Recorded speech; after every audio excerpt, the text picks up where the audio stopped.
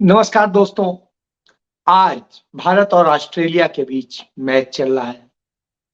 हमारे प्रधानमंत्री नरेंद्र मोदी उस मैच का लुत्फ उठाने अपने सारे मुख्यमंत्रियों के साथ में अहमदाबाद के उस स्टेडियम में मौजूद हैं, जिसका नाम कभी सरदार पटेल यानी सरदार वल्लभ भाई पटेल स्टेडियम हुआ करता था। उसका नाम उन्होंने बदल करके नरेंद्र मोदी स्टेडियम कर लिया है। उस मैच उसमें देख रहे हैं, बड़ी अच्छी बात है। आज हमारी देश की प्रधानमंत्री रही श्रीमती इंदिरा गांधी जी का जन्मदिन है, जयंती है। वो 1917 में जब इलाहाबाद में पैदा हुई तो उस जमाने के सबसे बड़े वकील की पोती थी और एक बड़े नामचीन बैरिस्टर और इलाहाबाद नगर परिषद के चेयरमैन पंडित जवाहरलाल नेहरू की बेटी थी। उन्होंने बचपन से ही स्वतंत्रता संग्राम देखा। उन्होंने अपने भाई को तड़प कर मरते हुए देखा जब उनके दादाजी जेल में थे और उनके पिताजी भी जेल में थे। उनकी मां उनका इलाज करा रही थी, लेकिन वो सही हो नहीं पाया और उनका निधन हुआ। पूछे का यानी इंदिरा गांधी के भाई की मौत हुई थी इस देश के लिए। छोटा सा नन्हा बच्चा था,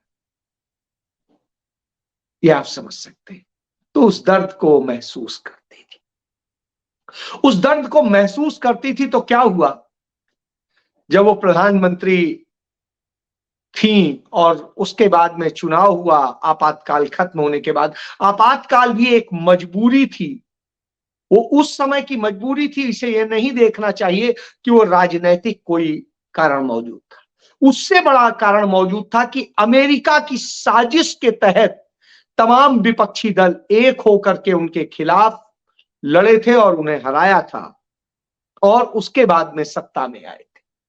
क्योंकि श्रीमती इंदिरा गांधी ने अमेरिका की इच्छाओं के विपरीत पाकिस्तान के दो टुकड़े कर दिए थे, सिक्किम को छीना था और तमाम सारे जो पूंजीपतियों के राज वाले होते थे, चाहे जितनी बैंकों का राष्ट्रीयकरण हो या राजाओं की संपत्ति हो या सब कुछ हो, उसे भारत सरकार की संपत्ति बना दिया था। इसलिए एक बड़ी साजिश हुई थी। बहरहाल उस साजिश को भी अब छोड़ दीजिए। इन सब के बाद जब श्रीमती इंदिरा गांधी को एक खबर लगी कि बिहार में 11 दलितों को मार दिया गया है और उनके साथ में किस तरीके से अन्याय किया गया है, तो वो तुरंत दिल्ली से भागी, बिहार गई और बिहार में वहां पर जाने का रास्ता नहीं था तो हाथी पर चढ़ के उस गांव में पहुंची और वहां के लोगों को सांत्वना दी, उनकी लड़ाई लड़ी। वो इंदिरा गांधी। आज मैं इसका जिक्र क्यों कर रहा हूं? क्योंकि आज हमारे देश के 41 लोग, इस भारत के 41 नागरिक उत्तराखंड में, उत्तरकाशी में एक टनल के अंदर फंसे हुए। वो टनल बना करके पूंजीपतियों को रास्ता देने का काम किया जा रहा था। उनके उद्योग और उनके लिए तमाम सारी भू संपदा और दूसरे खनिज और सब चीजों का इस्तेमाल करने के लिए रास्ता बनाया जा रहा था। उस टनल में फंसे हैं और वो जीवित भी है कि नहीं है, क्योंकि इतने दिन हो गए हैं तो संभावनाएं इसकी बहुत कम। लेकिन हमारे प्रधानमंत्री नरेंद्र मोदी को इसकी कोई फिक्र नहीं है। वो मरते हैं तो मरे, हम तो मैच देखेंगे, हम तो मैच का लुत्फ उठाएंगे, वहां पर तमाम सारी चीजें करें, सब मैच का भी लुत्फ उठाएंगे। आज मुझे रोम के उस राजा का याद आता है, नीरो। कहा जाता है कि जब रोम जल रहा था, नीरो, यहां पर लोग कहते हैं बंसी बजा रहा था, बंसी नहीं बजा रहा था, वो नाच गाना देख रहा था, उसकी महफिल सजी हुई थी। तो उस समय नीरो नाच गाना देख रहा था, संगीत संध्या चल रही थी और वो मस्ती कर रहा था। रोम जल रहा था, उसने जलने दिया, कई दिन जला। वो तब आया जब रोम जल के खाक हो गया था, आधे से ज्यादा। तब उसने कहा कि नहीं, अब यहां पे हम एक शानदार महल बनवाएंगे, जनता के लिए नहीं, अपने लिए। तो ये समझिए आज क्या है। आज का हमारा प्रधानमंत्री कमोबेश उसी स्टाइल में है। रेल दुर्घटना हो रही है, रेलों में आग लग रही है, प्रधानमंत्री तमाशा कर रहा है, चुनाव देख रहा है। मणिपुर में जो घटनाएं होती आई हैं, बार बार क्या बताऊं, और इतनी बीभत्स घटनाओं में जिसकी पूरी दुनिया ने निंदा की, उस समय कर्नाटक का चुनाव चल रहा था, वहां प्रचार में व्यस्त रहा, उसके बाद और तमाम चीजों में व्यस्त रहा, फिर चला गया विदेश यात्राओं में व्यस्त रहा, और सबके बाद में जब लौटा, संसद का सत्र शुरू हुआ, घेरने की बारी आई, कांग्रेस ने घेरने का अल्टीमेटम दे दिया, तो साहब 36 सेकेंड बोला, 36 सेकेंड, और उसमें भी इस घटना का दोष देशवासियों को दे दिया। कहा देश शर्मसार। देश क्यों शर्मसार है? जिम्मेदार आप हैं, आप शर्मसार। देश को तो दुख है। वह स्थिति। इसके बाद कितनी रेल दुर्घटनाएं हो गई, कितनी अन्य दुर्घटनाएं हो गई, सैकड़ों सैकड़ों लोग मर गए। साहब यहां तो महफिलों का दौर चल रहा है, कहीं ये आयोजन, कहीं वो आयोजन, कहीं ये फोटो शूट, कहीं वो फोटो शूट, यही सब चल रहा है। तो ये हमारे प्रधान पंडित जवाहरलाल नेहरू देश के प्रधानमंत्री थे। उन्हें खबर लगी कि दिल्ली में कहीं पर उपद्रव हो रहा है। उन्हें कुछ नहीं सूझा, किसी को बुलाते, उस समय सुरक्षा ली नहीं जाती थी, बहुत हल्की सी होती। पंडित नेहरू ने अपनी जीप उठाई और सीधे खुद ड्राइव करते हुए पहुंच गए पुरानी दिल्ली, और वहां जाकर के उन्होंने अपनी जीप एक चौराहे पे रोकी, और वहां देखा जहां भीड़ थी, रोकी और जीप के ऊपर खड़े होकर चिल्लाने लगे, आओ मुझे मार दो, आओ मुझे मारो, तुम एक दूसरे को क्यों मारते हो, सबसे पहले मुझे मार दो। यह प्रधानमंत्री होते थे। आज का प्रधानमंत्री जश्न में लीन है। कोई मरता है मरे, कोई वो होता है हो, कोई फर्क नहीं पड़ता। उसे तो चिंता है उन चंद पूंजीपतियों की, उन चंद पूंजीपतियों के लिए जीता है। इसका सबसे बड़ा उदाहरण कि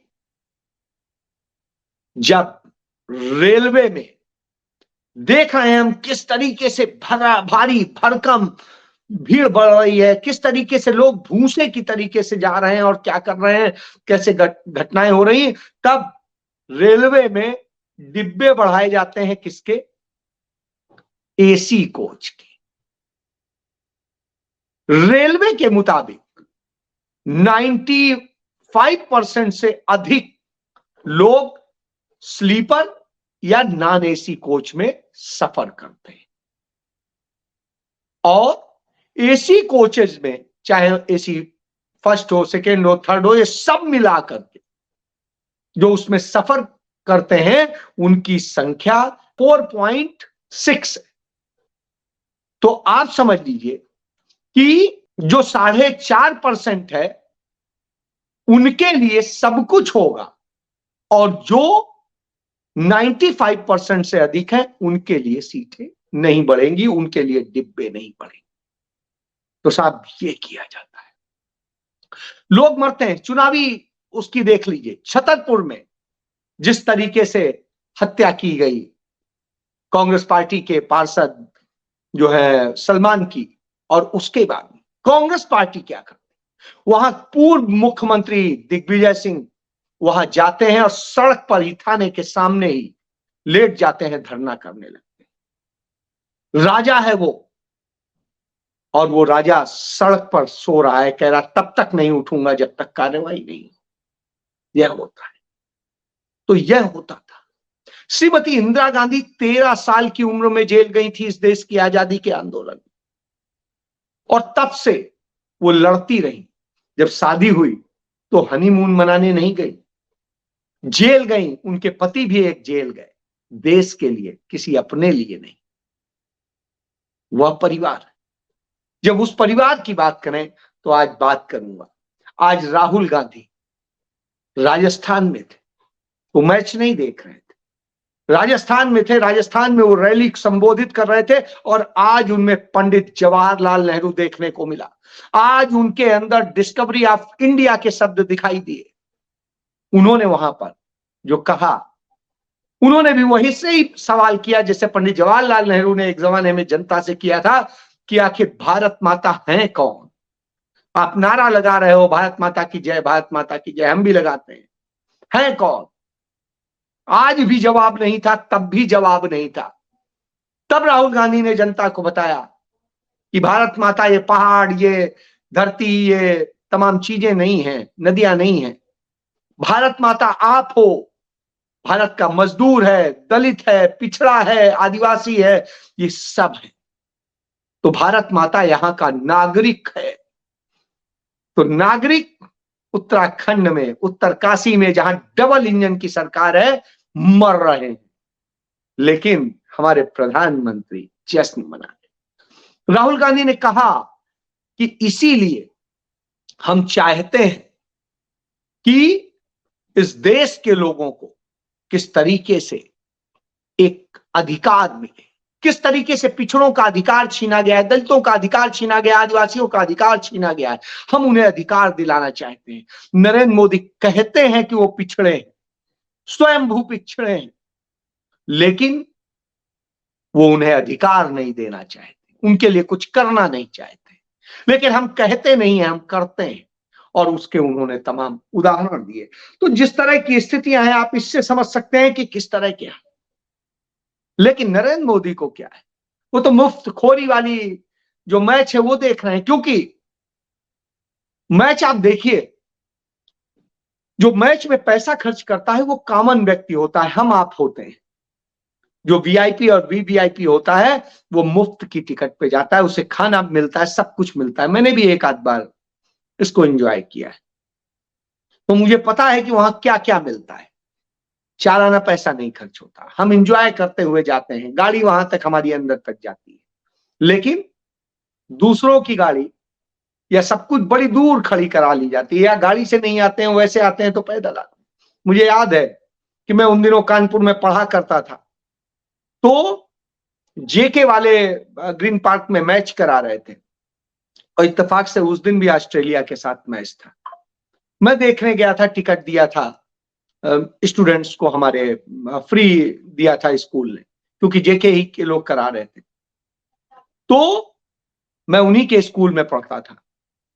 तो वहां पर जब गए तो स्टूडेंट गैलरी में इस तरह से मार मची कि मैं गिर पड़ा, छोटा था, नाली में, वहां डीएवी कॉलेज के सामने बड़ी गहरी नालियां, घायल हो गया, चोट लगी। तो मैंने वो देखा है कि कॉमन आदमी जाता है, बच्चे जाते हैं, स्टूडेंट्स जाते हैं, तो कितनी तकलीफ उठानी पड़ती है, इस बात को समझिए।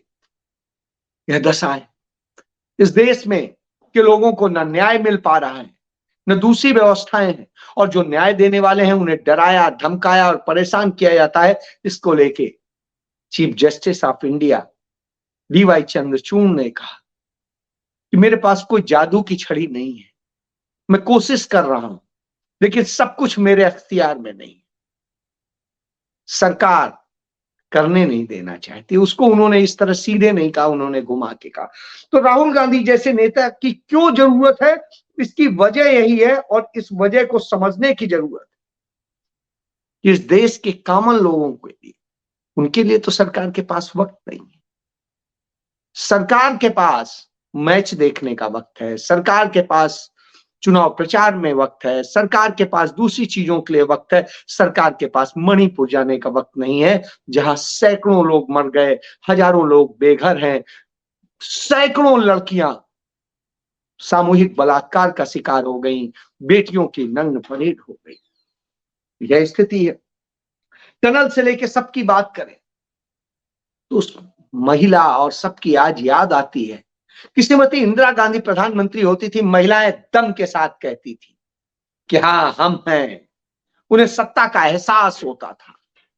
भारत की प्रथम महिला प्रधानमंत्री, और ऐसी जो लौह महिला थी, जिसे दुर्गा के रूप में परिभाषित किया था तत्कालीन नेता अटल बिहारी वाजपेयी ने, जो विपक्ष के नेता थे। तो यह स्थिति है। इस देश को परमाणु संपन्न बनाया था उस महिला ने 1974 में। मैं ये बता रहा हूं क्यों आपातकाल लगाना पड़ा। अमेरिका हिल गया था इससे, और इसलिए इस देश में इस तरह का खेल रचा गया कि पाकिस्तान को दो टुकड़े करने वाली, ये सब करने वाली ये महिला यदि रही तो अमेरिका हिल जाएगा। इसलिए अमेरिका ने अस्थिरता पैदा करने के लिए खेल रचा। इंदिरा गांधी जब सत्ता में नहीं थी तब सिख आतंकवाद को पनपाने का पूरा खेल रचा गया, और वह खेल जनता पार्टी की सरकार में रचा गया। आप समझिए, यदि आप देखेंगे खालिस्तान कमांडो फोर्स या दूसरे और ये सब हैं, ये सब जनता पार्टी की सरकार के दौरान बने, और इन्हें जो आज की भारतीय जनता पार्टी है और अकाली दल है वो सब मिल करके पोषित कर रहे थे। किस तरह इस देश को अशांति में झोंक दिया था, और इंदिरा गांधी ने अपना जीवन देना उचित समझा, लेकिन इस देश को टुकड़े होना मंजूर नहीं किया, क्योंकि पाकिस्तान चाहता था अमेरिका के साथ मिलके कि भारत को सबक सिखाए और उसे भी दो टुकड़े कर। लेकिन श्रीमती गांधी के कारण ऐसा नहीं हो सका। वो इकलौती महिला थी जिसने दुनिया का भूगोल बदला और इतिहास भी बदला। वो महिला थी, वो महिला जिसको हर कोई प्यार करता था, मां के रूप में देखता था, और वो मातृत्व का एहसास था। वो जब 1967 में भाषण दे रही थी भुवनेश्वर में, उन पर हमला हुआ पत्थर से, उनकी नाक टूट गई, वो प्रधानमंत्री थी। वो टूटने के बाद उनकी नाक की सर्जरी हुई, खून से लथपथ थी, लेकिन उन्होंने अपनी सुरक्षा कोई बढ़ाई नहीं, उतनी रखी जितनी होती थी। पंडित जवाहरलाल नेहरू पे 4 हमले हुए, लेकिन उन्होंने अपनी सुरक्षा नहीं बढ़ाई। राजीव गांधी पे हमले हुए, लेकिन उन्होंने सुरक्षा नहीं बढ़ाई। तो यह आपको समझना चाहिए कि किस तरीके से वो परिवार था जो जनता के बीच रहता था, जनता के बीच जाता था। कहीं कोई घटना हो जाती थी तुरंत पहुंचते थे। राजीव जी की स्थिति यही थी। राजीव गांधी उसी जनरल क्लास में सफर करते थे, उन्होंने पूरा हिंदुस्तान सफर किया उस जनरल क्लास में, सेकंड क्लास में, जिसमें आप घुसना जाना पसंद नहीं करते, आपको बदबू आती है। लेकिन उसमें इस देश का 95% करीब लोग जो है सफर करते हैं। इसलिए आप ये जान लीजिए प्रधानमंत्री कौन होता है, जननायक कौन होता है।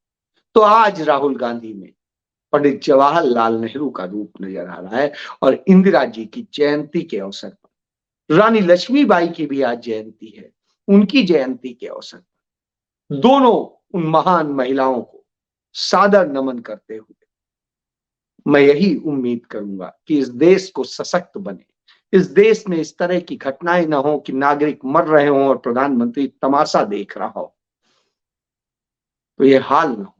इसलिए राहुल गांधी जैसा लीडर चाहिए जो जनता की बात करे, जो आपकी बात करे, आपको भारत माता समझे, ना कि आपका दोहन करने का सोचे। जय हिंद।